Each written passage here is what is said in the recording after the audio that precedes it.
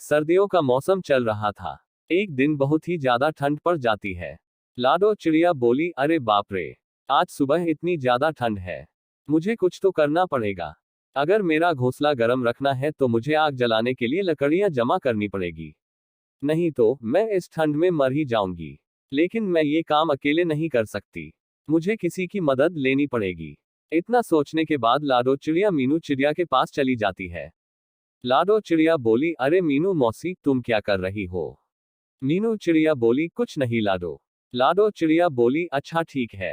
मीनू चिड़िया बोली, तुम बताओ, तुम यहाँ कैसे? लाडो चिड़िया बोली, अरे कुछ नहीं, अभी ठंड का मौसम चल रहा है ना। मैं सोच रही थी कि हमें हमारे घोंसले गर्म रखने के लिए आग जलानी होगी और उसके लिए हमें लकड़ियां इकट्ठा करनी होंगी। मीनू चिड़िया बोली, हाँ हाँ, बात तो सही है। लाडो चिड़िया बोली, आज घोघा मौसी मुझसे मिलने आई थी। वो कह रही थी कि ठंड के साथ बर्फबारी भी होने वाली है। मेरे तो ठंड की वजह से अभी से हाथ पैर कांप रहे हैं। मीनू चिड़िया बोली, तो बताओ कब जाना है लकड़ियां लेने को?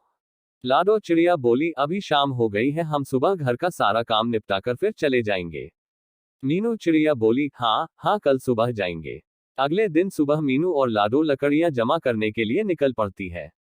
उड़ते उड़ते उन्हें रास्ते में कालू कौवा धूप सेंकते हुए उन्हें दिखाई देता है। मीनू चिड़िया लाडो चिड़िया से कहती है, देख लाडो, ये आलसी कौवा कैसे मजे में धूप सेक रहा है।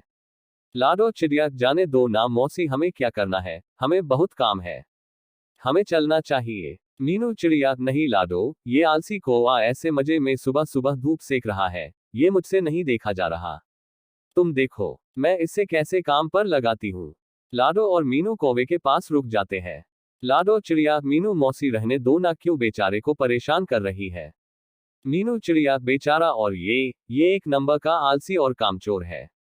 इतना बोलकर मीनू कालू कौवे के पास चली जाती है। मीनू चिड़िया, अरे कालू कौवे, तुझे कुछ शर्म वम है कि नहीं? ऐसे दिन भर बिना काम के कैसे बैठ सकते हो तुम? तुम्हारे हाथ पांव दर्द नहीं करते? कालू कौवा मीनू मौसी की बात को सुनकर अनसुना कर देता है। मीनू चिड़िया, अरे तू चुप क्यों है? कुछ तो बोल, क्या आलस की वजह से तुझे सुनाई भी नहीं दे रहा? कालू कौवा, क्या मीनू मौसी, मैं तो यहाँ शांति से बैठा हूँ। क्या आपको मेरी वजह से कोई तकलीफ हो रही है? अगर आप चाहे तो मैं यहाँ से उठकर कहीं दूर चला जाता हूँ। अरे आलसी कौवे, मुझे मालूम है तू कितना कामचोर है, और वैसे भी तुझे कुछ और आता भी नहीं और बस दिन भर आराम से सोता रहता है तू। नहीं नहीं मीनू मौसी, मैं कामचोर नहीं हूँ, मैं कोई भी काम कर सकता हूँ। अच्छा तो ऐसी बात है तो चल मेरे साथ, मैं और लाडो घोंसले गर्म रखने के लिए लकड़ियां जमा करने के लिए जंगल में जा रहे हैं, तू भी चल हमारे साथ। कालू एक भोला कौवा था। वो मीनू मौसी की बातों में आ गया और चल पड़ा उनके साथ। हाँ हाँ चलो, मैं तैयार हूँ। देख ले, तू अभी हाँ बोल रहा है, बीच में काम छोड़कर कहीं भाग तो नहीं जाएगा। अगर तूने ऐसा किया तो मैं तुझे हमारे ग्रुप से निकाल दूंगी, तो बैठे रहना रात में ठंड में ठिठुरते हुए। कालू कौवा, नहीं नहीं मौसी, मैं आ रहा हूँ ना तुम्हारे साथ। लाडो चिड़िया, ये मीनू मौसी भी ना किसी को भी अपनी बातों में फंसा लेती है और अपना काम करवा लेती है। लाडो, मीनू मौसी और कौवा तीनों जंगल की तरफ निकल पड़ते हैं। थोड़ी दूर जाते ही लाडो को जमीन पर कुछ लकड़ियां दिखाई देती है। लाडो चिड़िया, चलो हम यहाँ से एक एक लकड़ी उठा लेते हैं। तीनों एक एक लकड़ी उठाकर लाडो चिड़िया की घोंसले की तरफ निकल पड़ते हैं। तीनों लाडो चिड़िया के घोंसले के पास आ जाते हैं।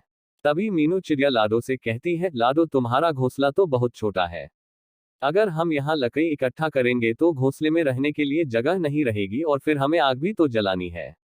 हम एक काम करेंगे, मेरा घोंसला बहुत बड़ा है, हम लकड़ियां मेरे घोंसले में जमा करते हैं। रात में हम तीनों वहीं पर आग जलाएंगे और आराम से सो जाएंगे। लाडो चिड़िया, आप सही कह रही हो मीनू मौसी, हम वैसा ही करेंगे। कालू भैया, चलिए हम मीनू मौसी के घोंसले की तरफ चलते हैं। कालू लाडो की हाँ में हाँ मिलाकर पीछे पीछे चल पड़ता है।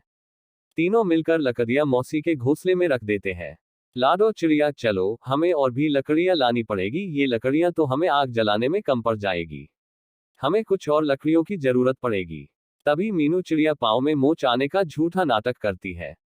मीनू चिड़िया, अरे बाप रे, उई माँ, मर गई रे, शायद मेरे पैर में मोच आई है, अब मैं लकड़ियां नहीं उठा पाऊंगी। लाडो चिड़िया, कोई बात नहीं मौसी, आप आराम कीजिए, मैं और कालू भैया जाकर लकड़ियां जमा कर देंगे। इतना बोलकर लाडो और कालू वहां से लकड़ियां लाने के लिए उठ जाते हैं। दिन भर दोनों लकड़ियां जमा कर रहे थे। ऐसा करते करते मीनू मौसी के घर में लकड़ियों का ढेर लग जाता है। मीनू चिड़िया, अरे वाह, इसे कहते हैं सुकून की जिंदगी। रात में तीनों मिलकर मौसी के घर आग जला लेते हैं और आराम से सो जाते हैं। जब सुबह हो जाती है, कालू कहता है कि कल तो बहुत अच्छी नींद आई मुझे, लेकिन अब मुझे बहुत ज्यादा भूख लग रही है। लाडो चिड़िया, भूख तो मुझे भी लगी है कालू भैया। देखते हैं मीनू मौसी के घर कुछ खाने के लिए है कि नहीं। लाडो मीनू मौसी से कहती है, अरे मीनू मौसी, हमें बहुत भूख लगी है, आपके पास कुछ खाने को है? मीनू चिड़िया, हाँ हाँ, मेरे पास थोड़ा अनाज बचा है। आखिर तुमने हमारे लिए इतना सारा काम जो किया है। दोनों थोड़ा थोड़ा करके अनाज खा लेते हैं। खाना खाने के बाद लाडो कालू से कहती है, चलो कालू भैया, हमें और लकड़ियां जमा करनी होगी। तभी मौसी उन दोनों को रोक लेती है और कहती है, लाडो तुम एक काम करो, तुम लकड़ियों के बजाय अनाज जमा करो। घर में सिर्फ थोड़ा ही अनाज बचा है। अगर मैं अकेली होती तो अनाज बच जाता, लेकिन अब हम 3 लोग हैं, इसलिए हमें और अनाज चाहिए।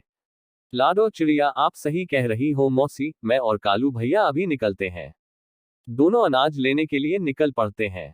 उधर लाडो और कालू मेहनत कर रहे थे और इधर मतलबी मीनू मौसी मजे से अपने घोंसले के बाहर धूप सेंकते हुए बैठी थी। ये सर्दियां कितनी अच्छी होती है। रात में आग जलाओ और दिन में मस्त धूप सेको। ये दोनों अनाज लेकर वापस आए। तब तक मुझे घर का दरवाजा अंदर से बंद कर लेना चाहिए। मैंने उन दोनों से झूठ कहा है कि अनाज खत्म हुआ है, लेकिन ऐसा नहीं है, मैंने बहुत सा अनाज पहले से ही जमा करके रखा हुआ है। अब मेरे पास रात में आग जलाने के लिए लकड़ियां भी बहुत है। मेरी पूरी सर्दियां ऐसे ही मस्त निकल जाएगी। इधर लाडो और कालू अनाज ढूंढते ढूंढते बहुत दूर तक आ जाते हैं और उन्हें वापस आते आते रात हो जाती है और इधर पीहू मौसी घर का दरवाजा बंद कर देती है। रात हो जाती है और दोनों मीनू मौसी के घर के बाहर आ जाते हैं। लाडो घर का दरवाजा खटखटाती है। लाडो चिड़िया, मीनू मौसी, ओ मीनू मौसी, दरवाजा खोलिए, हम हैं। कालू कौवा, शायद मौसी सो गई है, मैं देखता हूँ। अरे मौसी, जल्द दरवाजा खोलिए, बाहर बहुत ठंड है। अगर तुम थोड़ी देर में दरवाजा नहीं खिलोगी तो हम यहीं पर जम जाएंगे। मीनू मौसी को उन दोनों की आवाज सुनाई दे रही थी, लेकिन मतलबी मीनू मौसी ने दरवाजा नहीं खोला और चुपचाप अपने घोंसले में सोती रही। लाडो चिड़िया, कालू भैया, शायद मीनू मौसी सो गई। चलो हम मेरे घोंसले में चलते हैं। मेरे घोंसले में थोड़ी लकड़ी पड़ी है, हम आज रात वही लकड़ियां जलाकर सो जाएंगे। कालू कौवा, हाँ हाँ, चलो चलो। थोड़ी देर बाद मीनू खिड़की से झांक कर देखती है।